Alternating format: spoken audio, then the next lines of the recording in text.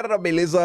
Como é que vocês estão? Meus amigos, hoje é um daqueles dias onde fazemos uma viagem ao passado para tentar compreender melhor o presente e quem sabe nos prepararmos melhor para o futuro. Sim, temos dossiê histórico, mas não vamos viajar várias décadas no passado.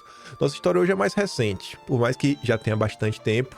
E para contá-la, nem precisa na Biblioteca Nacional, exatamente por ser algo da era da internet. Ao longo do vídeo de hoje, preparando esse material, diante de algumas coisas que eu vi, e hoje nem vamos falar muito de treta não, né? Dá uma pausa. E aí, ao longo desse material, tem uma pergunta que ainda está na minha cabeça e de coração eu ainda não sei responder. O que é pior? Esquecer ou não saber?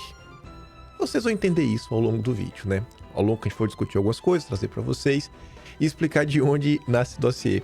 Eu já queria comentar sobre um assunto em específico, e um comentário nessa linha de não saber tava batendo na minha cabeça, sabe, martelando. Só que quando eu tava passando ontem na rede social, como sempre, aí eu vejo aquela postagem que assim, ó, tá lá, me cutucando, vai, fala disso, vai, fala disso. Aí eu falei, eu comecei a puxar, e eu mesmo comecei a me surpreender com coisas que eu nem lembrava direito. Aí eu falei, não, isso aqui vale uma história. Enfim, nosso dossiê de hoje, ele tem duas partes, ambas são dossiês mesmo. A gente vai olhar duas situações.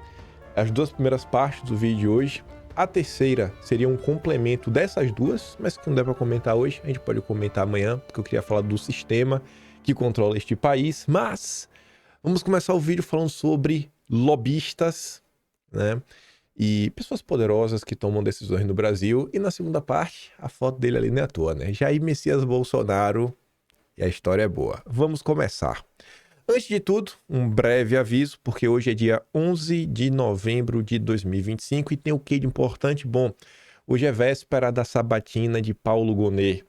Eu queria fazer muito um pedido, em especial para todos os senadores que poderão participar amanhã desta sabatina, e falar para os senhores o seguinte: por favor, utilizem essa oportunidade para levar aquela fala do Gonet, que ele fala especificamente sobre a inconstitucionalidade da anistia, que ele cita, né, os parágrafos 43 e 44, ele interpreta errado, e levem todo aquele material, que inclusive a gente fez dossiê histórico sobre isso, aquele assessor até do PP que tinha levantado, o Jorge Seif, que colocou nas redes, e a gente complementou com mais informações, trouxemos notícias, né, dos anos 80, ali dos constitucionalistas, né? Constituição de 88, onde Lula, Michel Temer, Fernando Henrique Cardoso, Geraldo Alckmin, Renan Calheiros, Nelson Jobim, dentre tantos outros, votaram para tornar a anistia constitucional.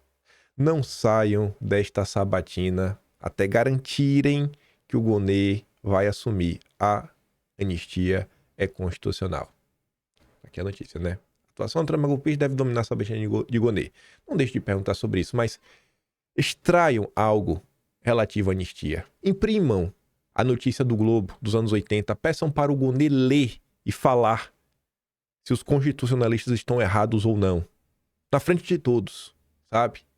Levem aquele texto do Roger Leal, professor da USP, doutor, explicando exatamente por que é constitucional na letra da lei, né, aquelas questões entre os parágrafos. Eu acho que é uma oportunidade ímpar para vocês falarem sobre isso. E também tem o caso lá do Talhaferro, aquele levantamento do David Agape, que ele fez aquela perícia, né, em arquivos disponíveis no próprio site da corte que justificariam aquelas denúncias do Talhaferro de ter feito um relatório após a operação. Então, se eu puder fazer um pedido para os senadores brasileiros, seriam esses.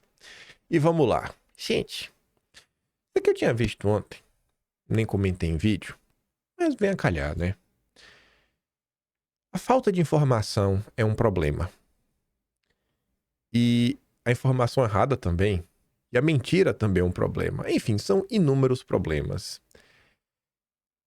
A Globo divulgou aqui uma pesquisa. Na verdade, não é uma pesquisa sobre o único tema. São vários temas, várias perguntas. Até na manchete aí a Globo tá falando sobre eleições de 2022, né? Que muita gente aí, mais à direita, acha que houve maracutaias. Só que além disso, A Globo fala assim, ó, da esquerda à direita, metade dos eleitores polarizados acredita em fake news sobre facada. Aí você fala assim, que história é essa, né? Que fake news sobre facada? Essa foi a pergunta que foi feita. A facada em Jair Bolsonaro foi planejada por ele mesmo para ganhar a eleição em 2018. Quando você pega aqui a esquerda, 53,3% das pessoas que se dizem de esquerda acham que isso é verdade. Que foi Bolsonaro que planejou a própria facada. Apenas 37% acham que são falsos. Tem gente que fala depende, e tem gente que não sabe, não respondeu. Não sei. Ele não sabe. Essa pesquisa foi feita pelo CNPq, né? Uns pesquisadores da UFMG, Unicamp, UNB, UERJ e ENAP. E pessoas que se colocaram à direita também, ali, ó, 19,6% acham que Bolsonaro tomou a própria facada. E eleitores de centro, 33,5%. Então, olha os desafios que nós temos que lidar dia sim, dia também. Dia sim, dia também.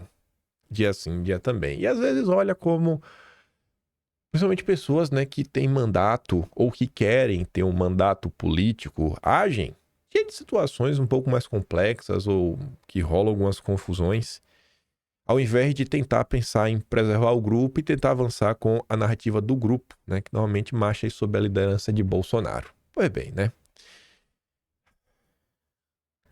Pegando essa pesquisa que você vê que grande parte do brasileiro sequer consegue entender que a facada foi um atentado contra a vida de Bolsonaro. Ele não tem cérebro para compreender esse tipo de coisa. Eu fico me questionando sobre isso daqui, que aqui é o início do nosso dossiê. Acho que a maior parte de vocês que acompanham com um pouco mais de frequência, vocês vão olhar isso aqui, vocês vão entender os pormenores, é capaz de vocês até adivinharem algumas coisas que eu gostaria de falar. E olha que a gente vai voltar até o início do governo Lula, viu? Reforma tributária. Mas enfim, tivemos ontem um evento do Milken Institute. Por que eu digo isso? Porque você está vendo aqui no final, né? Milken Institute. Mas por que eu coloquei isso aqui no vídeo? Bom, esse aqui é o governo da Califórnia, o estado mais à esquerda dos Estados Unidos, e ele disse: estamos no Brasil, uma das maiores democracias do mundo, um dos nossos maiores parceiros comerciais, e nenhuma pessoa do governo Trump apareceu. Isso é vergonhoso. Estamos no Brasil. Como assim? Você está no Brasil? Esse evento foi no Brasil? Sim. Este evento foi no Brasil, foi em São Paulo.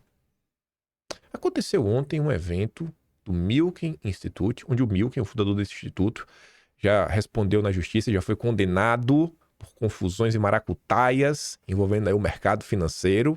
E aí dizem que para limpar a própria barra, ele fundou esse instituto que faz lobby. E tá ali. O governador da Califórnia critica tarifas de Trump ao Brasil, é vergonhoso. Uma das manchetes. Isso aqui é outra manchete que também saiu ontem. O governador da Califórnia diz que a ausência dos Estados Unidos da COP30 é guerra ideológica e aposta na estupidez. Esses foram os tons das matérias. Foram várias ao longo do dia de ontem. Aí eu pergunto para vocês, no mundo onde narrativa é importante, onde você vai disputando na unha, né, o espaço nas redes sociais, onde as pessoas não sabem nem se a facada, o que foi a facada em Bolsonaro, né, de tão alheias à realidade que as pessoas estão. Obviamente que isso aqui tem um peso, né, que fica, nossa, olha só como o clima está virando. Até mesmo o governo da Califórnia já está ao lado de Lula. Esse evento é um evento que é claramente lobista, né? Claramente para fazer um lobby para melhorar a imagem de Lula, né, no exterior, trazer essas pessoas, tudo mais. E aí, Milken Institute. Vocês já ouviram falar desse organismo? Eu espero alguns de vocês, né? Esse grupo, a gente já falou dele. Não foi apenas o governador da Califórnia que estava palestrando por lá. Temos outros pesos pesados, como o magnânimo e agora Barão do Álcool. Ele vem adquirindo algumas coisas aí que eram do Rubens Ometo, que é um baita produtor de etanol, né? Mas enfim, o Dedé também estava lá. O Dedé tá demais. Tava lá com o Gilmarzão, em Buenos Aires. E agora o Dedé já tá com o Gavin, né, em São Paulo. Aí a Pamela tá ali, ó. Eu dou um doce para você, caso acertem, que vai palestrar no simpósio do Milken. Sim, ele, o próprio, o Barão do Álcool brasileiro, o Dedé do BTG. E também Roberto Campos Neto. Algumas pessoas podem ficar surpresas, né? Ah, Roberto Campos Neto. Antes de eu ver essa postagem da Pamela, eu fiquei surpreso com o Dedé. Na hora que eu vi Milken Institute, eu já sabia que o Roberto Campos estaria presente. Porque uma coisa, o Dedé é convidado. O Roberto Campos não é convidado, é funcionário. Então o funcionário tem que ir. Se você é funcionário, você tem que ir. E do que é que você tá falando, Kim? Comer fora de ordem. Vou só mostrar isso daqui e eu volto, ó. Roberto Campos vai representar a América Latina em Conselho do Fórum de Davos, né? Além do Klaus, Robertinho também iria ocupar a diretoria. Na verdade, aqui até a manchete. Aqui foi erro na hora de colocar da Mari.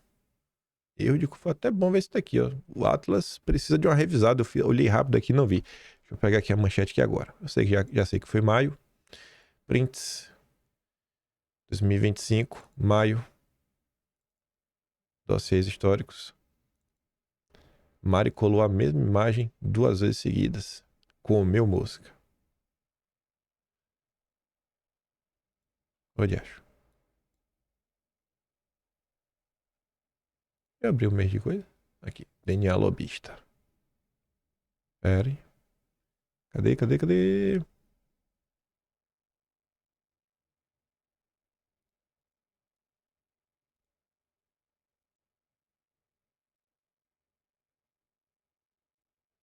Ah, não. Ela não colocou a notícia errada, não. É porque nessa mesma notícia de Davos, agora eu lembrei porque foi mal. Na mesma notícia que diz que o Roberto Campos Neto assumiu uma vaga lá em Davos, também tá aqui, ó. A informação foi confirmada à Folha pelo próprio Roberto Campos, que também vai ocupar uma diretoria do Milken Institute, um centro de estudo com sede nos Estados Unidos. Então, assim, ele é funcionário. Aí você vê, cara, rapaz, mas como assim o Roberto Campos Neto trabalhando no Fórum Econômico Mundial, trabalhando lado a lado com Klaus Schwab no Milken Institute? O que esse cara tava fazendo, né? No verão passado. Mas enfim, peraí, deixa eu só mudar aqui a ordem de algumas coisas no vídeo, que eu sabia que elas estavam fora de ordem. Deixa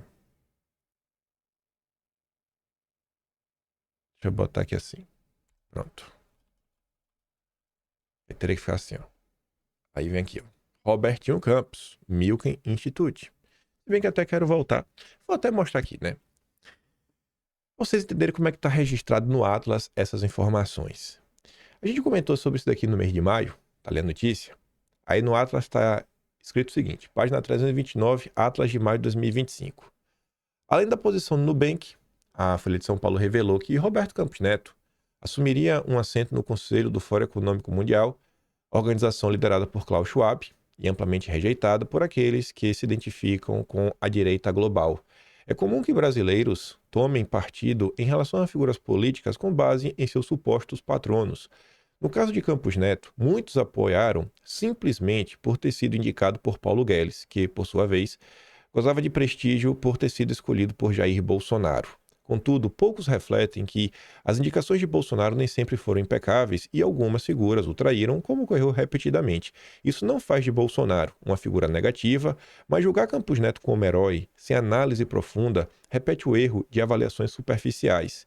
É natural que Bolsonaro selecione sua equipe ministerial, mas as opções disponíveis nem sempre se aliavam perfeitamente à agenda que o levou à presidência em 2018.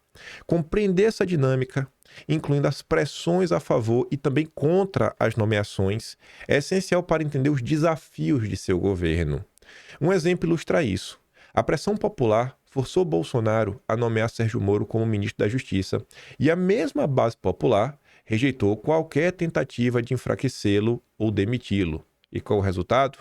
A militância que deveria respaldar Bolsonaro acabou refém de Moro, que mais tarde desencadeou a perseguição jurídica, né, que hoje aflige muitos brasileiros.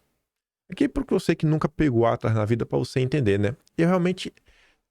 Aí vem o mão mole, né? O Flávio Morgan. Só são prints. Cara, não só são prints, né? Isso pode ser os prints. Mas você tenta usar desses prints para trazer as notícias, fatos em ordem e explicando as coisas. De coração, Campos Neto entrou no governo. Você conhecia Campos Neto? Você sabia quem ele era? você conhecia a biografia dele, o que ele tinha feito ou não. E as pessoas faziam o que? Não, olha, o avô dele foi isso. Ó, ele foi indicado. Então, normalmente, a gente dá um voto de confiança. Então, se no governo Bolsonaro, conforme eu escrevi aqui, além da dificuldade, porque faltam nomes, e nem sempre os nomes disponíveis, porque você não vai colocar, sei lá, um cara formado em gastronomia para ser o presidente do Banco Central, né? Então tem que ser alguém da área. Então você primeiro tem que ter alguém. Aí já tem opções limitadas. Na hora que você tem, às vezes as opções não são nem das melhores. Ainda assim tem aquele jogo de forças. Os favoráveis, os contrários e tudo mais. E nesse contexto, quando a população tem um olhar acrítico, que ela age muito pela emoção, muitas vezes ela acabava por sabotar o próprio governo. Caiu o exemplo do Moro. Assim, bicho, se as pessoas olhassem para o Moro com um olhar um pouquinho mais crítico, talvez Bolsonaro tivesse tido mais respaldo para fazer algumas coisas que ele queria. Inclusive, se vocês pesquisarem notícias de abril para trás, vocês vão ver que de 2019 já começaram a sair notícias de que Bolsonaro estava, sim, motivado a demitir o Moro. Se tivesse feito isso, o inquérito das fake news não teria sido direcionado para cima da direita, né? Ele é direcionado a partir do momento que o Moro fala que Bolsonaro queria interferir, e isso fazia uma intersecção com a questão da direita, porque o Moro colocava aquela notícia do antagonista que o Bolsonaro queria blindar aqueles deputados do inquérito das fake news, aqueles 12 deputados influenciadores. Então, opa, mas como assim? Aí o inquérito foi redirecionado. Vale ou não vale tentar entender quem são algumas figuras? Aí vamos lá. Apertei o botão de voltar. Quando eu fui pesquisar o que saiu na internet, na época, né, fui procurar algumas notícias, algumas repercussões, para ver se encontrava alguma coisa que, sei lá, fosse um estalo e que valesse a pena lá atrás, se a gente tivesse um pouco mais de conhecimento. Eu não tinha na época, mas a partir de agora eu não quero cometer os mesmos erros. Sei lá, coisas que pudessem chamar minha atenção. Eu achei duas coisas que hoje, se eu ver isso daqui em 2026, após as eleições, eu vou ficar assim, opa, tem alguma coisa errada. Mercado reage bem às novas indicações para a equipe econômica de Bolsonaro, especialmente Roberto Campos Neto para o Banco Central. Lá atrás, pô, maravilhoso. Hoje, conhecendo o mercado, vendo principalmente que o mercado aprontou em 2022 contra Bolsonaro, seu Luiz Stuberger, né, o próprio Dedé, tantas outras figuras que fizeram campanha aberta pelo Lula, Armínio Fraga, sabe, toda essa turma. Você vê que o mercado, normalmente, se o mercado está a favor, tem alguma coisa estranha. E depois eu achei que uma postagem, foi a única postagem internacional que eu achei, que dizia assim, ó, o liberal ortodoxo, né, que foi nomeado para o Banco Central, Roberto Campos Neto. Liberal, essa ortodoxia econômica é hoje que também dá um gatilho em mim. Falou isso, eu já fico aí, pera aí, viu? Deixa eu ver o que é que esse cidadão defende. Aí pensando várias coisas, né? Tentar trazer algo novo, que eu ainda não comentei em vídeo, que pode trazer um pouco mais de profundidade para a discussão. Eu já trouxe aos longos dos anos, ainda no governo Bolsonaro, algumas notícias sobre os Campos Neto, como ele estava envolvido, questões envolvendo agenda SG, economia de transição energética, agenda verde, tantas outras coisas. E isso daqui é mais uma postagem sobre esse tema. E o que é que essa difere das outras? Primeiro que essa eu nunca comentei em vídeo. As outras tem lá, pega os atos lá que não vai faltar notícia sobre isso. Eu acho que inclusive no Atas de maio de 2025 tem umas notícias em torno desse assunto. Mas olha isso daqui. A pessoa que fez a postagem já me capturou. Arnaldo Jardim. Vocês sabem quem é Arnaldo Jardim? Espero que saibam. Mas enfim, né? É hoje o webinar da Frente da Economia Verde com Roberto Campos Neto. Retomada econômica com pegada ambiental, ESG, moedas verde e sustentabilidade na reforma tributária. Sustentabilidade na reforma tributária? Essa notícia aqui, primeiro, além de nos fazer nos questionar sobre o Roberto Campos Neto, gente, vocês lembram da reforma tributária que foi aprovada em 2023? Vocês lembram que tinha umas coisas de agenda verde, imposto do pecado, né? Algumas coisas ligadas a carbono, IPVA verde. Vocês lembram quem foi o principal articulador dessas medidas na reforma tributária? Ou vocês esqueceram? Foi o próprio Lauro Jardim. Desde 2021, Arnaldo Jardim já vem trabalhando em torno de sustentabilidade na reforma tributária. Vocês acham que isso foi aleatório? Você vê como são as coisas? Como é importante ter um plano? Eles têm um plano muito ruim, prejudicial para o país. E quando você sabe de que você vai fazendo uma coisa, fazendo outra, fazendo um lobbyzinho aqui, um lobbyzinho acolá, vai se cercando de pessoas importantes, pessoas que estão em locais com a caneta, uma caneta muito poderosa para tomar decisões, e tá aí. Sabe o que Arnaldo Jardim também aprontou em 2023? Ele trouxe em maio para o Brasil o atual chefe do Campus Neto, o Klaus Schwab. Inclusive, tirou uma foto com o Tarcísio, né, naquele momento. Baita visita. O Arnaldo Jardim aprontou em torno disso. Também aprontou na questão do combustível do futuro. Você tá aí, né, preocupado se seu carro vai ter problema agora que tem mais álcool na gasolina? Agradeça ao Arnaldo Jardim. Aí eu fui voltar para falar de mais coisas. Você vê que esta palestra aí com o governo da Califórnia no Brasil serve para ajudar o Lula contra o Trump, pelo menos em termos de narrativa. E não é a primeira vez que o Milken Institute e o Roberto Campos Neto estão envolvidos nisso. Isso daqui a gente também comentou, tá no Atlas, mas como o Atlas de setembro ainda não está publicado, só será publicado no dia 15, eu não vou trazer o que está no Atlas. Campos Neto defende Pix em encontro com o enviado da Casa Branca. O que é que dizia nessa notícia mesmo, né? A reunião que ocorreu no Instituto Milken foi promovida pelo LEAD, Grupo Empresarial do ex-governador João Dória. Do mesmo jeito que Roberto Campos Neto deu um jeitinho para trazer o governador da Califórnia para ajudar o Lula, Roberto Campos Neto abriu as portas, né, de setores aí do governo americano para o João Dória, para fazer lobby, né, obviamente, a favor do sistema. Esse é o Roberto Campos Neto. Ele só joga contra. E essa notícia trazia mais um dado curioso. Amigo de Tarcísio, Campos Neto é cotado para ser ministro da Fazenda caso o governador de São Paulo dispute e vença a disputa presidencial em 2026. Se você pegar o Atlas de agosto de 2025, tem outra notícia também, um mês antes. Alvo de ataques de Eduardo, Tarcísio aciona avalistas junto ao governo Trump. Quem que foi lá para tentar, né, suspender as tarifas, falar para Trump esquecer esses negócios, deixa Bolsonaro aí ser preso, não perde tempo com Bolsonaro não prejudica o Brasil. Sabe quem foi lá? Roberto Campos Neto. Sabe quem era o contato do Roberto Campos Neto lá? O Maurício Claver Carone, que já foi ex-presidente do BID. E aí eles têm uma relação muito bonita, muito bacana. E o Claver Carone deu uma pronadinha, viu? Você pesquisar uma notícia sobre isso, você vê. Então, olha como todo esse caso envolvendo os Estados Unidos, o Roberto Campos Neto sempre está jogando a favor do sistema. E ali é uma foto que eu acho que envelheceu bem quando a gente pensa no plano T. O plano T que é o Roberto Campos Neto, né? Foi homenageado aí pela turma do governo do Tarcísio, lembra? Tomé Abdul lá, felizão, dando a medalha para ele. Aí você vê ali, ó, desde 2021, ó, Fábio Faria do BTG, do Dedé, que é o ídolo Tarcísio, o Roberto Campos Neto e o Ciro Nogueira, né? O principal patrocinador do Plano T. Será que essas coisas são aleatórias?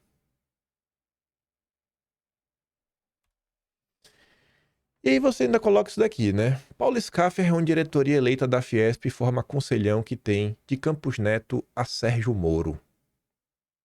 Também tá lá Tereza Cristina. Tereza Cristina acho que tá recente na memória de vocês. O que ela aprontou nos últimos tempos, dos ataques a Eduardo Bolsonaro, ao lobby junto ao Partido Democrata, também a favor do sistema, a participação decisiva dela para aprovar o mercado de carbono no Brasil, dentre outras agendas. Tereza Cristina, aquela lei de reciprocidade. E são as pessoas que estarão juntas. O conselhão do SCAF. Pessoas de viés liberal.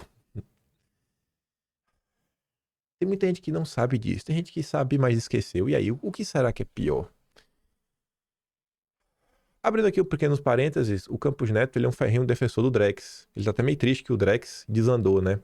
e que eu acho que foi uma vitória, porque o DEX é uma ferramenta de controle, né, para dificultar a sua vida, basicamente tornar você um preso, né, no sistema financeiro.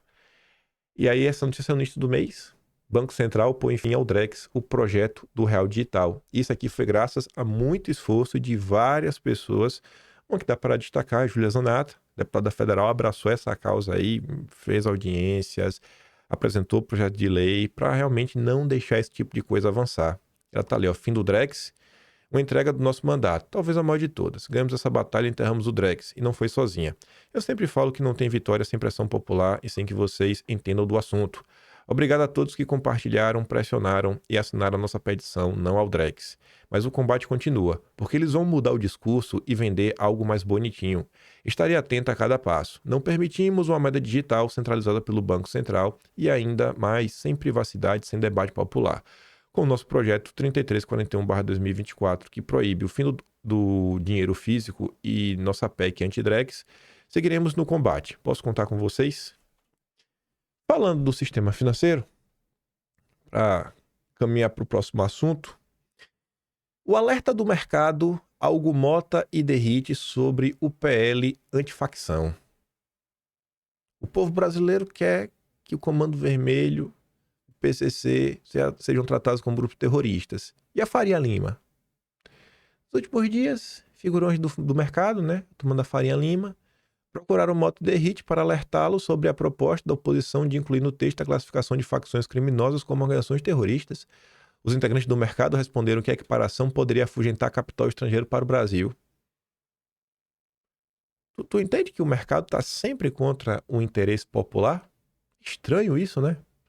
O mercado está sempre contra o interesse popular. O Valor Econômico, o jornal do mercado, né? Igualar a facção ao terrorismo pode afetar juro e crédito a empresas. Segundo especialistas, investimentos também podem se afastar do Brasil em caso de sucesso de projeto da oposição. Segundo o analista da Faria Lima, reconhecer facções como terroristas poderia levar ao risco ao país e afetar o crédito. A tese de que combater o crime organizado, ademais, espanta investidores como se o capital fugisse não da violência, mas do combate a ela. Facções não são terroristas porque não têm viés político, diz o secretário nacional de segurança. Só para colocar aqui uma mais, né? Segundo o governo, facções que dominam territórios, impõem toque de recolher, cobram imposto, controlam transporte, expulsam moradores e transformam bairros em regiões fantasmas não são terroristas. Falta só criarem um partido político e registrarem CNPJ para se enquadrarem no conceito. O crime não precisa de discurso para ser regime. Ele já governa onde o Estado se retirou. E aí, quando você deixa de olhar o mercado, né? O texto da oposição, aí você entende, né? Quem apoia o projeto e espera, né, um combate duro às facções. A direita. E Eduardo tá ali, né? Está em boas mãos. Sucesso Derrite. Né? Mota anuncia Derrite como relator do projeto do governo Lula contra facções.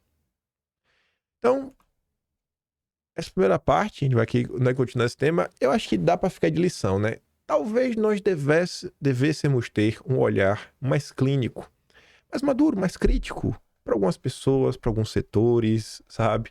Num partido pressuposto que todo mundo é bonzinho, calma, não é bem assim, às vezes é o que tem para hoje. Tá aí, né? Imagine se Roberto Campos Neto usasse toda a sua força que ele tem, né? Pela anistia.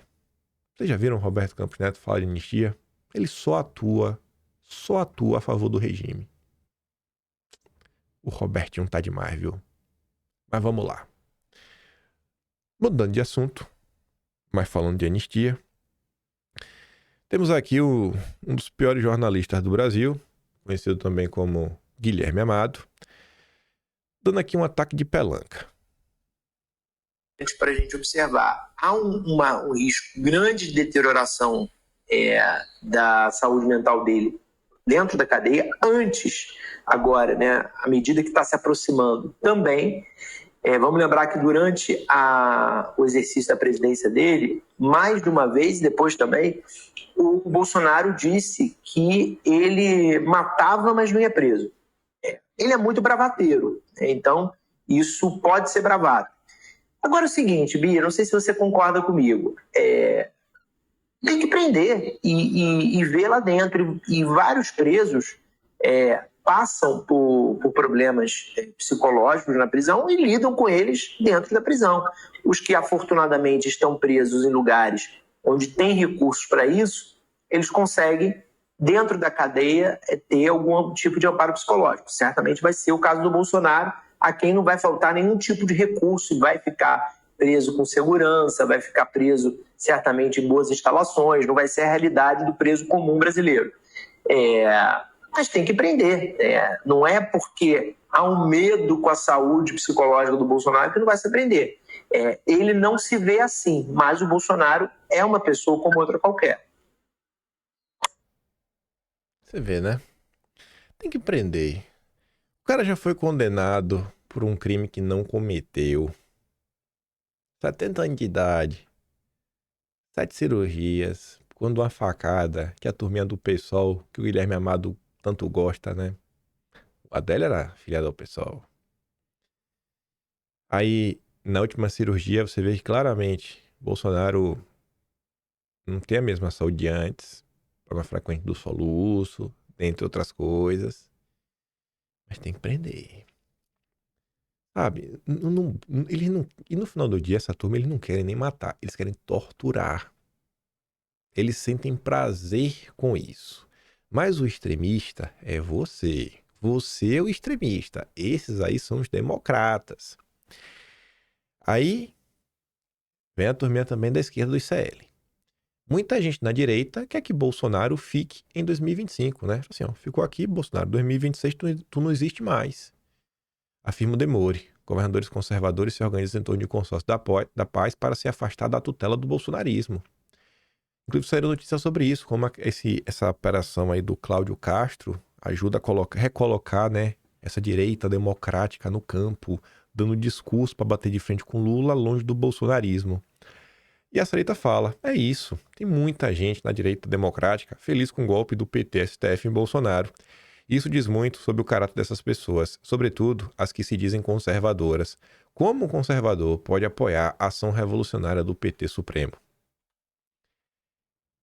Supremo começa a tirar Eduardo Bolsonaro da eleição para a alegria de Tarcísio. Sakamoto fez uma provocação, óbvio. Agora o Vinícius vai no ponto. Eu tô curioso para saber qual político eu poderei votar após a triagem do judiciário. Poderá votar nos democratas.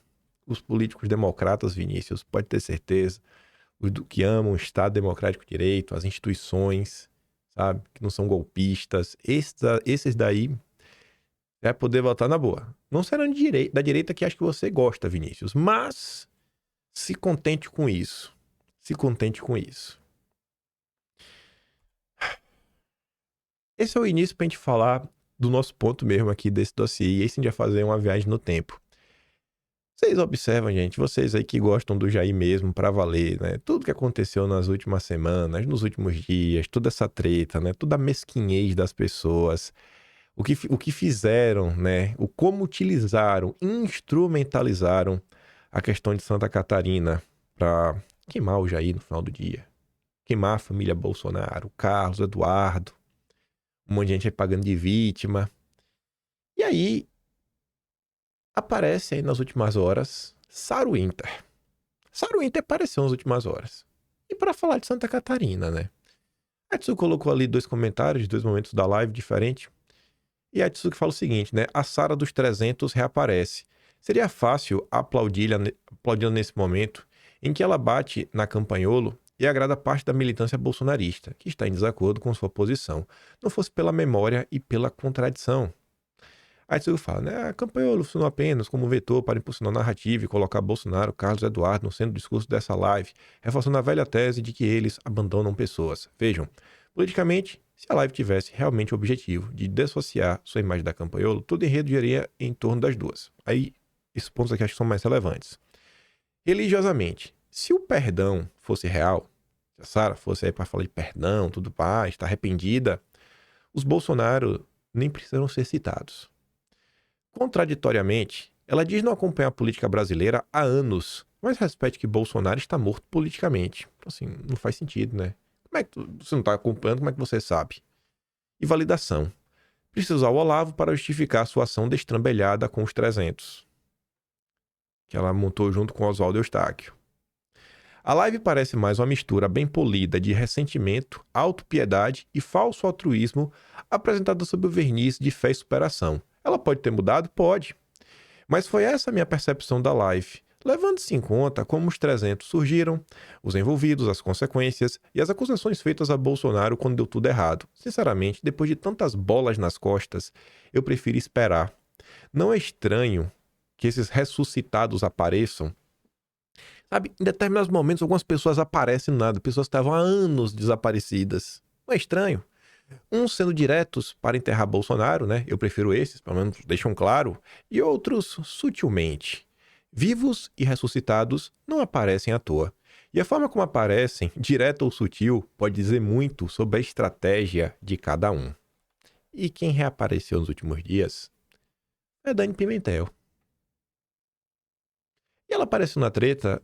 Eu não. Por mais que eu discorde de tudo que a Campagnolo falou, acho que eu deixei claro o meu ponto de vista. Eu não acho que a Campagnolo é amiga da Dani Pimentel. Eu não acho que a Dani Pimentel é amiga da Campagnolo. Eu não acho que ela tá com pena da Campagnolo. A Dani Pimentel, ela só aproveitou esse episódio para destilar o ódio que ela tem pelos Bolsonaro. E aí eu tava comentando numa live, e isso foi uns pontos que me deu estalo, né? Quando eu vi esse tweet da Tsuka, eu falei, pô, eu já queria falar da Dani Pimentel de forma rápida. Quando eu vi o caso da Sarah Winter, eu falei, não, velho. Tem umas histórias que merecem ser recontadas. E a história não é nem sobre a Sarah Winter, é sobre a Dani Pimentel. Começa nela, mas a gente vai trazer outros fatos. Eu tava lá no meu canal secundário comentando, eu falei, rapaz, até a Dani Pimentel apareceu pra conversar. Aí, isso na live. Depois eu olhei os comentários, né? Pra mim lá, que lá, tipo, a gente conversa um com o outro lá, né? Eu quero saber o que vocês estão pensando na maior parte do tempo. Se você não quiser qualquer dia aparecer lá, procura, acho que tá aqui nos comentários, não procurei Talkin Show. Tal, né? Kim, tudo junto. Talkin, espaço, show.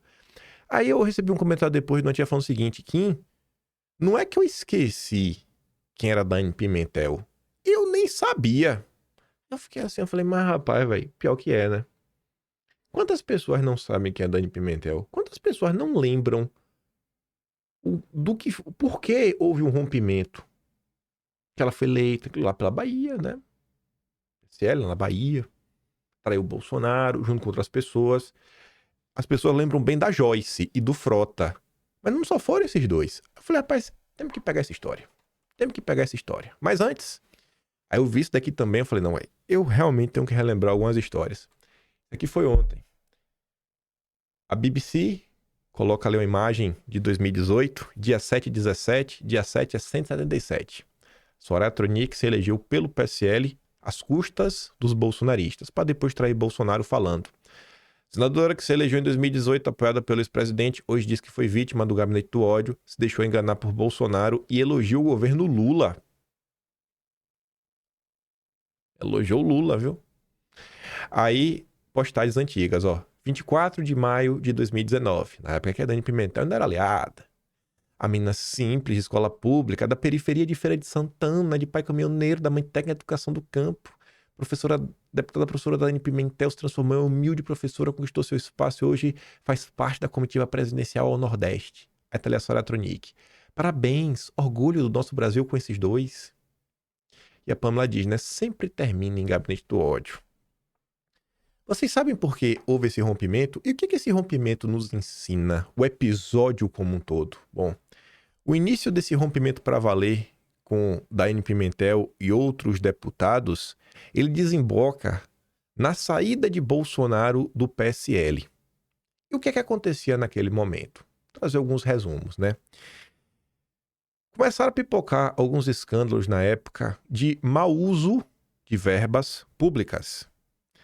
E Bolsonaro começou a ficar muito incomodado na época. Eu vou trazer aqui alguns comentários, até falas de Bolsonaro, que ele falou, bicho, na hora que explodiu um escândalo aí mesmo pra valer no PSL, não vai aparecer na manchete, Bivar fez isso, Bivar fez aquilo outro, ou qualquer outro político, não. Vai aparecer partido de Bolsonaro. E aí Bolsonaro falou, cara, tá ruim, começou a brigar pelo comando do partido, estava insatisfeito também com o líder do PSL, né, que era o delegado Valdir, queria mudar, Bolsonaro estava articulando a mudança, e quem apareceu para gravar Bolsonaro, grampeá-lo, foi o delegado Valdir. que ao longo que numa reunião com a ala podre do PSL, ele, a Francisquini, Dani Pimentel e outras pessoas, tava o Heitor, acho que Heitor Freire, ele falou, eu tô aqui com material, eu vou implodir o presidente. Tá aqui, né? Ou o SWAT que o delegado Valdir afirma vai implodir o presidente, é uma Bolsonaro de vagabundo. Dá até pra dar play aqui. Eu vou dar play pelo computador, pode ficar o melhor possível. Aqui, ó.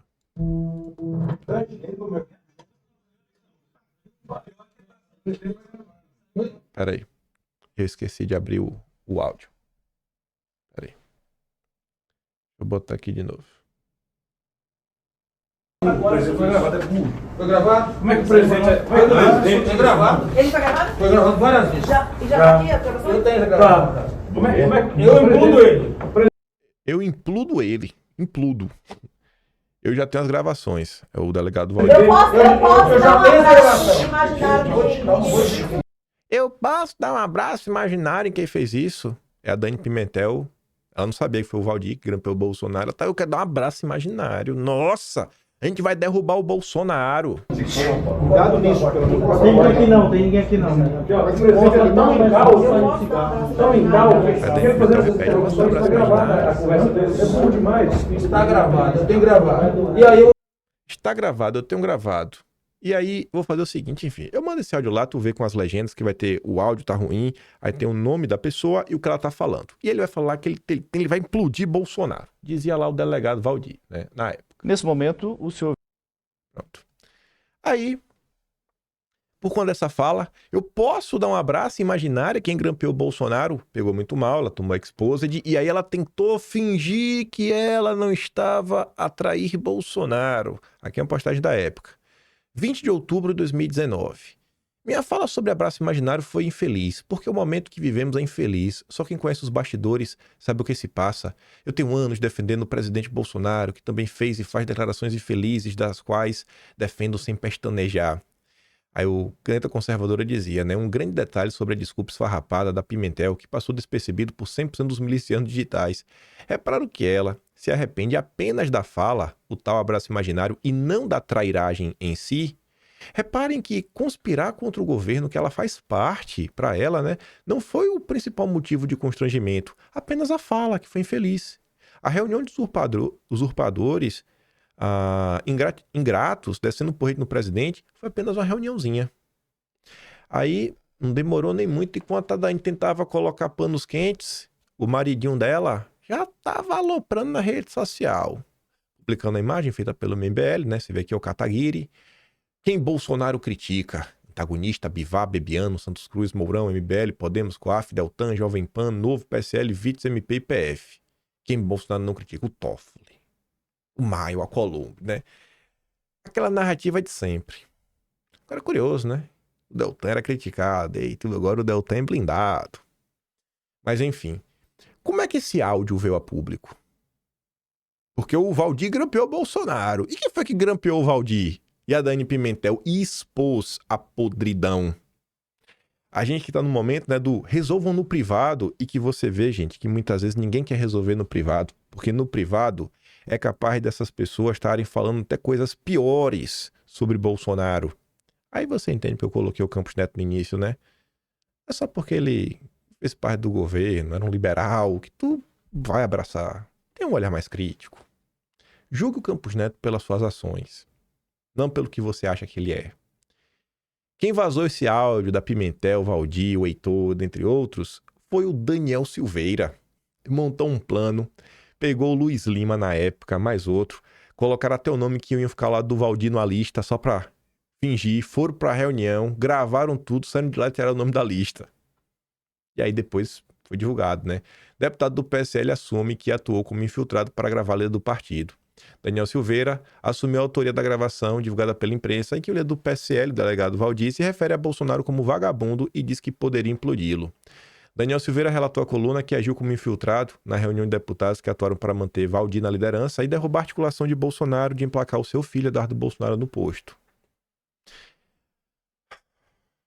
Olha como esse assunto agora vai te dar um novo contorno, que tu vai ver que isso não era qualquer bobagem.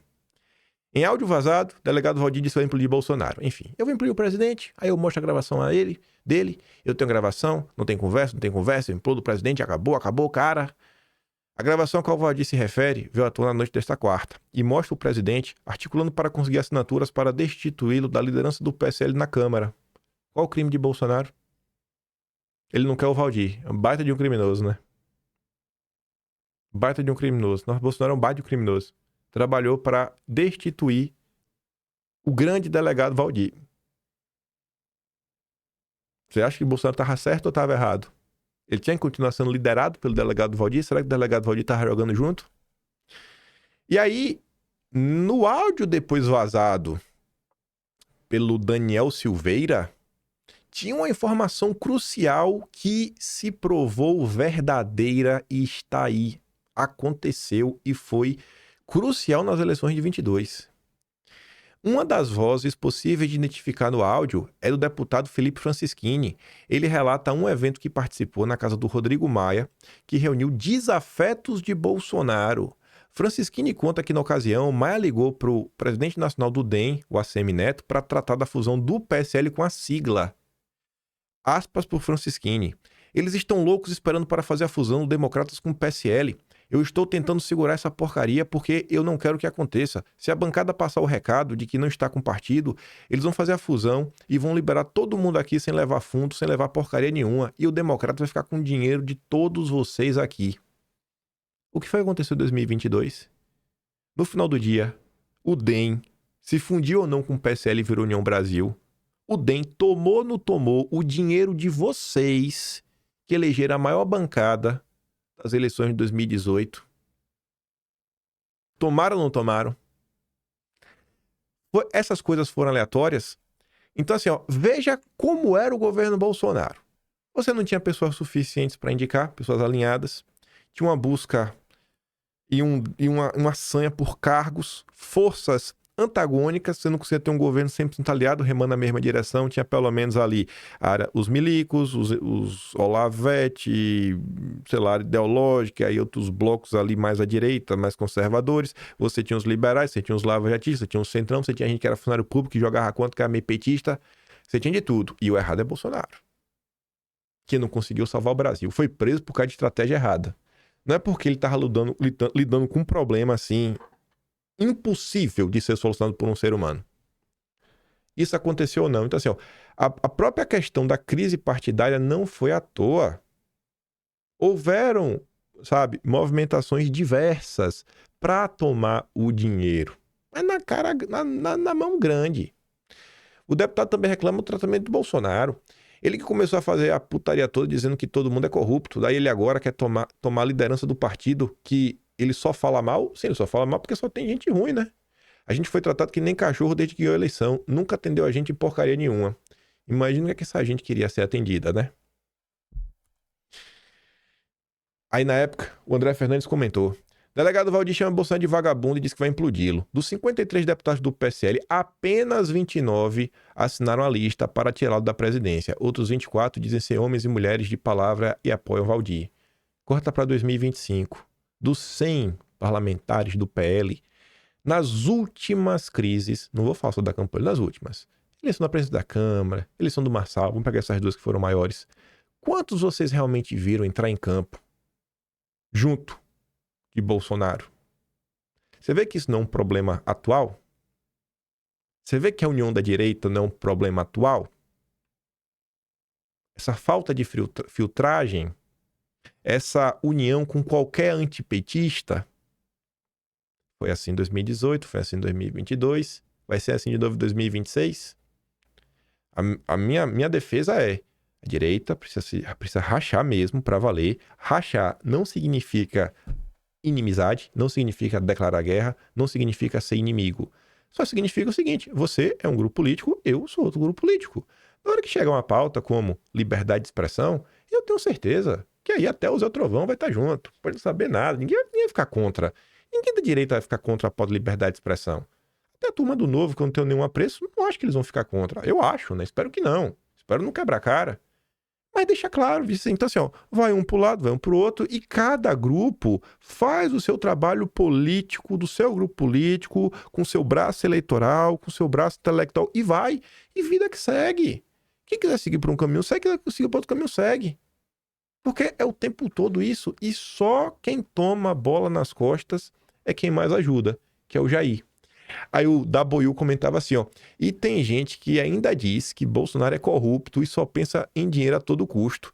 Um cara que solicita transparência no próprio partido e de repente metade se rebela contra ele. Só mostra o caráter de um grande homem, né, dirigindo nosso país. Aí eles conseguiram derrubar o Valdir, colocar Eduardo por pouco tempo, que depois seria suspenso do partido. E para entender essa questão do Bolsonaro, inclusive a crise que dias depois levaria ele a sair do PSL, tem essa pequena entrevista. 2 minutinhos. Nesse momento, o senhor vive um racha dentro do partido do senhor, que é o PSL. O senhor teme dificuldades de aprovação dessas propostas por conta desse momento político? O partido como um todo tem votado. O problema ali, o que acontece? Eu tenho uma matéria agora no Jornal Estado de São Paulo. Não vou entrar no mérito se é verdadeiro ou não, mas teve uma matéria aí sobre malversação daquela cota parlamentar. Do começo ao fim, está o nome presidente Jair Bolsonaro do PSL. Eu pago a conta sobre qualquer possível desvio de terceiros no partido. E a mesma coisa acontece no tocante a fundo partidário. Então, o que eu pretendo fazer? Ou passo a ter o comando das ações do partido, para a gente acabar com isso daí, abrir, se tiver alguma caixa preta, abrir e começar a fazer com que o fundo partidário vá para onde tem que ir. Se bem que eu nunca usei fundo partidário, tá certo? Por ocasião das outras eleições aqui. E o que eu quero é ficar livre disso. Agora, o que pode acontecer, né? Pode ser de uma hora para outra. Eu posso sair do partido. O que eu quero apenas é ser cumprida uma determinação. Transparência, ponto final, mais nada. No final de contas, o fundo partidário é dinheiro público. Eu não estou brigando por recurso do fundo partidário. Eu quero que o partido não tenha problemas por ocasião das eleições municipais do ano que vem e uma possível reeleição minha, né? A eleição majoritária em 2022. É isso que eu quero. Alguns me acusam de dizendo que eu quero o fundo partidário para comprar voto. Oh, meu Deus do céu. Eu sou o presidente da República. Cadê minha caneta? Essa caneta aqui tem um poder enorme. De 0 a 100% para o senhor sair do PSL, qual que é a probabilidade? E saindo, o senhor criaria um novo partido? É 80% para sair e 90% para criar um novo partido. Que vai começar do zero. Sem televisão, sem fundo partidário, sem nada. O meu sonho é criar um partido agora que a gente pode colher assinatura de forma eletrônica junto ao eleitorado. Até março teria um partido e eu teria aí, dos quase 6 mil municípios, né, talvez umas 200 candidaturas pelo Brasil. Estaria feliz com isso porque teria como escolher realmente, de fato, quem concorreria àquela prefeitura. Na última eleição, muita gente chegou de última hora, porque nomes bons até não queriam vir para o meu partido porque não tinham tempo de televisão. Muita gente chegou de última hora. Não deu tempo de organizar. E gente que era boa não quis ir por quê? Porque não tinha estrutura, não tinha fundo partidário, tempo de TV. Olha os desafios que a direita precisou enfrentar. E obviamente, né? Vai ter gente que vai colocar toda a culpa também, porque Bolsonaro não tem um partido.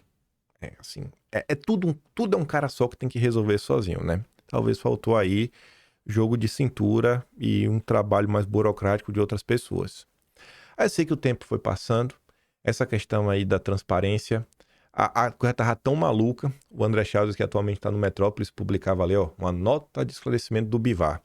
Mais um capítulo da briga de foice no PSL. Agora, o Bivar cobra carimbo e assinatura de Bolsonaro para repassar as informações sobre as contas da legenda. Será que o Bivar queria ou não abrir as contas? E por que será que o Bivar não queria, né?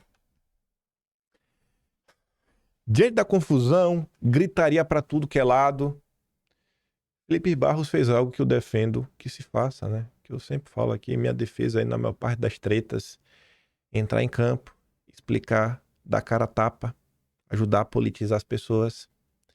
A verdade sobre a crise no PSL. Você sabe o que está acontecendo no partido de Bolsonaro? Este é um esclarecimento público à população brasileira, ao grupo pró-Bolsonaro. Nós, deputados e deputadas federais e senadores leais ao presidente Bolsonaro, temos a obrigação de explicar para você o que está acontecendo no nosso partido.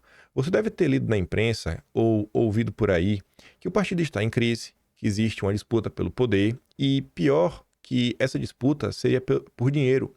Muita coisa foi falada sobre isso e causou grande confusão. Por isso, resolvemos explicar diretamente para você o que está de fato acontecendo. Hoje o PSL tem 2 grupos. O nosso grupo é leal ao presidente Bolsonaro, estamos com ele para o que der e vier, com ou sem dinheiro. Estivemos juntos na eleição, estamos juntos agora e estaremos juntos no futuro com ou sem dinheiro. Esse cenário parece o cenário atual? Que tem 2 grupos com Bolsonaro, um pró e assim, um com até o fim, o outro não é bem assim, né? O outro é minha boca. O outro é bolsonarista de Instagram. Posta foto e diz que tá com saudade. Mas trabalhar mesmo que é bom por Bolsonaro, deixa pra lá, né? Deixa pra lá. Mudou alguma coisa? Não, né? Agora o Felipe Barros tá do mesmo lado. O presidente Bolsonaro é o nosso líder, ponto final. Bom, e nas confusões que nós vimos nos últimos anos, realmente o Felipe mostrou que ele tem Bolsonaro como líder. O outro grupo também se diz leal, né, a Bolsonaro, mas isso só durante a eleição. Depois mudaram de lado. Agora atacam Bolsonaro e até a sua família, seus filhos. Falam todo tipo de bobagem, nem o PT agride tanto o nosso presidente. Rapaz, parece o que eu vejo atualmente, sabe? Bolsonaro, aquele frouxonado, aquele frouxo safado, vagabundo, cadela do Centrão. Que coisa, né? Você sabe muito bem que tipo de gente estamos falando. Além disso, nós, leais ao presidente, também temos recebido muitos alertas sobre possíveis problemas nas contas do partido que são controladas pelo grupo bivarista. Por esta razão, pedimos a abertura detalhada das contas. Queremos apurar essas denúncias. Temos o dever de defender o dinheiro público e o presidente está conosco. Ele não quer e não pode correr o risco de ficar em um partido onde há problemas, para depois ser acusado de descuido e omissão. Por isso, precisamos abrir a caixa preta do PSL. Para nossa surpresa, a outra turma não quer abrir os dados. Reagiram violentamente contra isso e começaram a verdadeira guerra quando pedimos simplesmente a abertura nas contas, uma auditoria independente e escolhida pela maioria dos parlamentares, cujos votos trouxeram esses recursos que hoje estão às escuras. Isso mesmo, além de atacarem Bolsonaro e seu grupo de leais, passaram a defender que a caixa preta do PSL continue secreta. Por isso, querem nos calar, nos suspender, nos expulsar e tudo que puderem fazer para se livrarem do que mais os apavora, abrir a caixa preta. Deixamos aqui um compromisso, não desistiremos dessa batalha, não concordaremos jamais com a falta de transparência sobre as contas do PSL, né, a caixa preta. Podem expulsar todos nós para fabricar a maioria, vamos seguir lutando pela moralidade, com dinheiro público e, sobretudo, manteremos nossa lealdade ao presidente da República, Jair Bolsonaro e à nação brasileira. Onde o presidente estiver, estaremos com ele para o bem do Brasil. Esperamos que agora você tenha entendido um pouco melhor sobre o que está acontecendo no PSL. Se esta mensagem foi útil para você, encaminhe para seus familiares, para os seus amigos e para todos que reconheçam como brasileiros honestos e leais. Todos merecem saber a verdade. 2 dias depois da traída do Felipe, o PSL seguia, né, na sua trajetória. A Executiva Nacional do PSL decide suspender Eduardo e outros 13 deputados. Filho do presidente Jair Bolsonaro é quem recebeu a maior punição. E aí começou aquela leva, começou a tirar os bolsonaristas de posições de destaque, das comissões, da própria CPMI das fake news, tirando todo mundo. Eu até posto aqui, ó. Acabo de receber meus pedidos de expulsão do PSL, da presença do PSL de São Paulo, protocolado por. E olha os nomes. Major Olímpio, esse faleceu, né? Mas já tinha traído. E o suplente dele, que é o Giordano, esquerdola, ruim. Aconteceu o que com a Joyce? O Bozella, nem conta no Twitter, tem mais. Capaz de vocês nem saberem que é o Bozella. Não se reelegeu, né? Aí botou ali o Coronel Tadeu, Albunani, enfim. Sempre achei que eles seriam implacáveis contra corruptos e ladrões. Alguém poderia perguntar a eles qual crime eu cometi? Desafios da época. Olha isso. Filhos com mania de príncipes desgastam Bolsonaro, diz Major. Basta criticar Bolsonaro que ganha espaço na imprensa. Vocês viram isso recentemente? E olha o que o Carlos falava, né? E olha como tem tudo a ver com a questão de Santa Catarina. Aí vão falar... Aí eu falo aí, ó. Esse meu trabalho é pro Carlos. Ai, meu Deus. Conhecemos o ex-presidente do PSL de São Paulo, né? No hospital, após a facada, o tal Major Olímpio chorou em frente a meu pai, que determinou foco primordial na eleição do tal. Assim o fiz. E hoje, este senhor diz absurdos sobre o trabalho que exerço de forma esgotante. És um bobo da corte. Não uso os atributos que merece, pois seria injustiça com o vaso sanitário. A ingratidão é um dos maiores defeitos do homem. Holofotes mudam os políticos. Dória que o diga, e poderia falar mais. Não adianta falar grosso comigo, pois estou andando para você. O Carlos tinha se licenciado de vereador e estava ajudando em muita coisa. Por Brasília, ajudar a informar Bolsonaro, levar como estava a temperatura das redes sociais. E aí as pessoas que ainda não tem... o Carlos. O Carlos não só ajudou na eleição do pai, ajudou a eleger muita gente, inclusive o próprio Major Olímpio. E aí não é reclamação nenhuma, não. É porque eu acabei encontrando alguns comentários nessas pesquisas. E aí eu acho que a pessoa... Se a pessoa for madura, eu acho que ela vai olhar e vai falar, poxa, eu evoluí. Eu deixei de ser um bobão. Se ela for uma pessoa bocó, ela vai ficar achando ruim, né? Que tá relembrando coisas que ela já falou. Mas eu acho que a pessoa realmente deu uma evoluída nos últimos tempos. Aí, no contexto que Bolsonaro vivia, não tinha partido, não tinha, sabe, sendo traído pelas próprias pessoas que ele elegeu, não tinha imprensa. Na época só tinha 20 deputados, aquele caos. Aí você vê, né? O grande Constantino. Eu achei que você fosse vereador no Rio, que esse fosse o seu trabalho, né? Aí a Sarita falava, rapaz, ele tirou licença não remunerada para ajudar na campanha do pai, com apoio maciço de seus eleitores no Rio de Janeiro, você sabe disso. A turma sempre teve um ódio do Carlos Bolsonaro, né? O povo sempre odiou o Carlos, velho. Sempre odiou. E os filhos sempre foram um problema. Os filhos sempre ficaram ao lado do pai. Aí eu tava pesquisando assim, o Bolsonaro PSL. Pra eu entrava assim, da saída de Bolsonaro, encontrei alguns fatos curiosos exatamente desse período. Ali do dia 10 a 17, 18 de outubro, ali aquela crise grande. E depois ali o finalzinho, 27, 26 e o início de novembro. Uma das postagens foi do Carmelo Neto, que hoje está aí no PSL, lá no diretório do Ceará, com o André Fernandes. Em 2018, Bolsonaro arrecadou 4 milhões, gastou 2, tentou doar o resto para a Santa Casa, mas o TSE barrou e deixou com o PSL. Alguns moralistas que hoje reclamam do CIPEC são os mesmos que estavam na coligação do PSDB, que gastou 53 milhões do fundão com Geraldo Alckmin. Hipocrisia. Olha, isso daqui dá pra falar que pelo menos a direita evoluiu um pouquinho, porque lá atrás era uma moralidade. O pessoal achava bom não ter assessor. Aí eu só tenho 7 assessores. Eu sou um dos deputados que mais poupam e não apresentava nenhum resultado. Nenhum resultado. E achavam isso lindo. Aí você vê como são as coisas, né? Eduardo Bolsonaro, já em 2019, estava promovendo o CIPEC. Já em 2019. E estava sendo atacado por isso. Aí, eu acho que também se a pessoa amadurecer um pouquinho, ela vai olhar pra trás e falar, pô, como era bocó na época, né? Não é pirraça, não. Juro por Deus. É porque foi o comentário que eu achei junto. O partido tem de fazer a coisa que tem que ser feita, normal. Não tem que esconder nada. Eu não quero tomar partido de ninguém. Agora, a transparência faz parte. O dinheiro é público, disse Bolsonaro. Viram só bolsonaristas. O dinheiro do PSL é público. E foi ele que Dudu usou. Constantino, na época, ficou escandalizado porque usou dinheiro público para fazer o CIPEC. É o dia da fundação do partido. Aí o Clipe falava assim, pois é, uma coisa é usar os recursos destinados ao partido para conferência, estudos ou qualquer outro meio para promover as suas ideias. A direita é o que não estava acostumada com isso. Outra é dirigente malandro, malocar a grana. Uma coisa é uma coisa, outra coisa é outra coisa. Aí, olha essa postagem e vê como o que aconteceu em 2022, né? Carmelo Neto até conseguiu prever bem o cenário.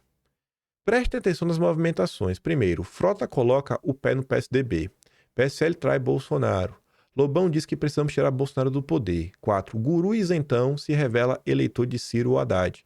O próximo passo nós sabemos, é ungir a chapa Huck e Dória para 2022, canalhas. O guru isentão era o Luciano Ayan. E realmente tudo isso aconteceu, né? Era o cenário e as coisas que nós vivíamos lá atrás. E aí eu acabei achando outra postagem. Não foi pro birra, me perdoe, campeão. Se Bolsonaro se cercou de tantos traidores assim, então ao menos podemos culpá-lo por péssima capacidade de escolha, não?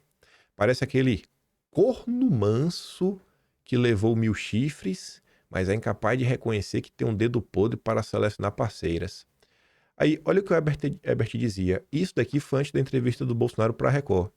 Para com isso, Rodrigo. Quem montou as chapas foi a cúpula do PSL, onde Bolsonaro entrou só porque não tem candidatura avulsa. Em todo grupo político, as lideranças emergem da militância. Bolsonaro não veio de um grupo organizado, o que dá margem para muitos oportunistas. Era previsto. É que eu quero colocar de novo o finzinho da entrevista de Bolsonaro, só para vocês ouvirem. Aqui, ó. Forma eletrônica junto ao eleitorado, até março teria um partido e eu teria ali, dos quase 6.000 municípios, né, talvez umas 200 candidaturas pelo Brasil. Eu estaria feliz com isso, porque teria como escolher realmente, de fato, quem concorreria àquela prefeitura. Na última eleição, muita gente chegou de última hora, porque nomes bons até não queriam vir meu partido, porque não tinham tempo de televisão. Então assim, velho, a direita brasileira, ela, na maior parte do tempo, se acha professora de Deus, opina de coisas que mal conhece, sabe? Não conhece a sua própria história, não conhece o seu passado, não conhece o seu presente. Ontem um comentário foi assim, um cara foi lá, não conheço e não acompanho o trabalho do Kim Paim, mas... Como assim? Não tem mais, cara. Não tem mais. Se tu não me conhece, irmão, como é que tu vai fazer qualquer juízo de valor? É direita brasileira. Só para dar assim um exemplo. Olhem os dramas, os desafios, os sofrimentos, as coisas que aconteceram. Bolsonaro tá sofrendo o quê? Por erro de estratégia? Foi erro de estratégia? Sabe? O Carlos é um aproveitador? O Eduardo Bolsonaro é o quê? É um surfista? É um fritador de hambúrguer? Olha, eu acho que se você voltar no tempo e realmente olhar, sabe, com um olhar sério, minimamente responsável, eu acho que todo mundo consegue ver, sabe, de forma clara, velho, inquestionável, que tanto o Bolsonaro quanto os filhos dele, sim, podem não ser os melhores políticos da história do Brasil, mas alguma coisa a contribuir esses caras têm, sabe? E talvez merecessem um pouco mais de respeito. E talvez a direita devia olhar para as coisas, né, de forma um pouco mais séria. É muito bonitinho não tomar lado, ficar aí, né, pagando de isentão. A fala mais fácil de todas é cobrar a união. Ai, vamos unir a direita, como se fosse um problema de união. A gente tá vivendo, gente, os mesmos problemas há uma década. É uma década dos mesmos problemas. É mais de uma década. Porque não é só esse problema de eleição, oportunista. Cara, é problema de não ter organização, não tem burocracia. Os intelectuais, eles querem se vangloriar de um passado que nunca existiu, sabe? Sei lá, acho que o cara leu quando eu tinha 16 anos um livro, parou, e hoje em dia todos os tais intelectuais da direita fazem o quê? Opinam sobre política, e só. Não produzem nada, não tentam, sabe, explicar nada, é só gritaria, colocar a culpa no Bolsonaro, abafar o trabalho que está sendo feito lá fora contra o Eduardo. Se você abre aí qualquer questionamento contra os figurões, o próprio Roberto Campos Neto, aí vem todo mundo aí com 5, 6 pedras na mão, você não pode, como assim você está questionando os liberais, você é comunista, sabe, é um olhar simplista, maniqueísta. Quando é que isso vai ser superado, sabe? Quando é que vai ter um pouco mais de maturidade, uma verdadeira, assim, militância, né? Pessoas que olham para o que está acontecendo, sabem separar sei lá, sua torcida, né, da realidade concreta que se impõe. E só para encerrar o vídeo, com 2 coisinhas bem rápidas, com críticas e disputas internas, superfederação entre PP e União Brasil sofre debandada antes mesmo de oficialização. O que começa mal, termina mal, né? Começou lá de trás, tomaram o dinheiro de vocês, que foi a bancada que vocês elegeram no PSL, que era para ser um partido compromissado, não foi. O PL aí do Valdemar segue pelo mesmo caminho. E daí? Esse é o Ciro Nogueira. Os acordos que fazem é sempre assim, para tentar tirar algum tipo de proveito. Nunca é pela pátria, nunca é pela nação, nunca é pela direita, nem que seja pela direita, não. É só assim, como é que a gente vai pagar mais poder? E a Sarita fala, e tem gente querendo colocar essa federação como fiel da balança no Senado a partir de 2027. E a coisa tá tão bonita lá que o Caiado diz que buscará outra legenda se União Brasil vetar sua candidatura presidencial. Um político muito mais moderado que Bolsonaro, né? O Caiado, a família do Caiado era da UDN. E a UDN virou Arena, e a Arena virou, basicamente, assim, quando se desmembrou, virou uma parte o PFL, que é o DEM atualmente, né? Depois virou DEM, depois virou União Brasil. Então, assim, a família do Caiado tem, tal, não sei, vai ter século, né? Que o Caiado tem a avô que já era político. Cara, a família do Caiado tem mais de 80 anos, mais de 80 anos aí comandando a política e ligado a esse bloco. O cara tá no partido e o cara não consegue garantir que ele vai ser candidato pelo partido. Isso é a política brasileira. Isso é a política brasileira.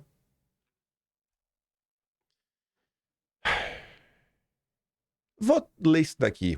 Não concordo com essa postagem em algumas coisas. Algumas coisas que acho que são relevantes. Mas o ponto central dela acho que eu não concordo. Mas ela abre assim algumas discussões interessantes. Eu tava passando na rede social, e a gente encerra com isso aqui mesmo, e dias atrás eu vi essa postagem. O professor Glauco é mais ligado ao PSOL e é lulista. E aí, tudo bem? Já elegeu algum vereador no Brasil recentemente? Ele faz essa provocação ao Ruizão do PCO. E o Ruizão falava o seguinte, ó. Para muitos petistas, não todos, a coisa mais importante do mundo é a eleição. Para isso, são capazes de fazer alianças eleitorais com os piores criminosos políticos, Paulo Maluf, Alckmin, etc. São capazes de defender qualquer proposta que agrade ao ouvido do eleitor, seja ele de esquerda, direita ou extrema-direita, são capazes de fazer promessas que não vão cumprir. Isso daqui, de coração, eu não vejo acontecer na direita. Sabe? Tem alguns limites que não são cruzados. Principalmente fazer promessa, né, que você vê que claramente, velho, não é proposta de direita só para agradar a esquerda. Pelo menos isso no bolsonarismo eu não vejo. Quer dizer, a eleição é, em grande medida, um concurso de vigarice política. Além disso, é um verdadeiro mercado de peixe. Quem não tem dinheiro para comprar não leva. O Congresso Nacional, Senado, Assembleias Legislativas e Câmara de Vereadores estão repletos de picaretas. Mas o cidadão abaixo acha que é mais importante ganhar uma eleição. Seu parâmetro político são muito baixos. Resume-se a uma versão particularmente perniciosa do carreirismo de classe média. Ganhar uma eleição, se é que um partido revolucionário conseguiria ganhar uma eleição, uma vez que nem mesmo o PT, com todas as características oportunistas possíveis, ganhou efetivamente, uma vez que nunca chegou nem perto de ter maioria no Congresso, não vai mudar, como não mudou até agora o Brasil, que é a nossa principal e única preocupação. Dizer o contrário é mentir para o povo. Eleição no Brasil serve, na maioria dos casos, para dar emprego para quem não quer trabalhar. Nós participamos das eleições, que são profundamente democráticos porque são um meio não muito bom de propaganda política, nada mais. Não somos mercadores de ilusões e nem estamos à procura de emprego. E esse final eu discordo dele bastante. Eu não acho que eleição é só para dar vaga para desempregado. Eu acho que você consegue fazer muita coisa como político. E eu acho que são um meio que, se você trabalha de forma organizada, você tem uma tendência de crescer. Crescer e ganhar cada vez mais poder. Se você parar para olhar a própria história do PT, o PT foi crescendo conforme o tempo foi passando. Depois vem um declínio quando os escândalos começam a aparecer, quando começa a ter internet. Mas você trabalhar de forma organizada e entregar algum resultado aí para setores da sociedade, principalmente para a sua militância, você consegue reforçar, né, cada vez mais a sua posição em ganhar novos adeptos, novos eleitores. Mas quando ele fala que ganhar a eleição não é tudo, esse é um grande ponto. Porque não é só ganhar a eleição. Não é só ganhar a eleição. Quem quer só ganhar a eleição é o Ciro Nogueira. Só pensa na federação. O Caiado também só quer ganhar a eleição. Ele tá pensando nele, na carreira dele, já fez de tudo. Ele quer porque quer. Eu quero ganhar a eleição. Óbvio que eu quero ganhar. Eu não quero o Lula. Eu não vou votar no Lula. Eu vou votar em qualquer um que não seja o Lula. Se não for o Lula, eu vou votar porque eu não vou ficar fazendo birra. Sabe? Eu não sou idiota. Eu não sou do MBL do voto nulo. Agora, eu acho que tem coisas que também são mais importantes do que isso. Eu acho que já passou da hora de deixar claro, sabe? Esse aqui é um grupo, esse aqui é outro grupo. Não somos inimigos, mas a gente trabalha, né, de formas diferentes. Então, tu trabalha aí, eu trabalho acolá. Em pautas, a gente senta para conversar e tenta trabalhar junto. Anistia a gente vai trabalhar junto, segurança pública a gente vai trabalhar junto, liberdade de expressão a gente vai trabalhar junto. E outros temas possivelmente também, sabe? E vida que segue, a favor da família, né? Pautas ligadas à doutrinação das escolas. Eu trabalho junto, pô, nessas pautas. Mas, eleitoralmente falando, dá pra ver que tem um bloco que realmente vê Bolsonaro como uma figura de liderança. E vamos lá, Jair, porque deve é. Tem outro que não é bem assim.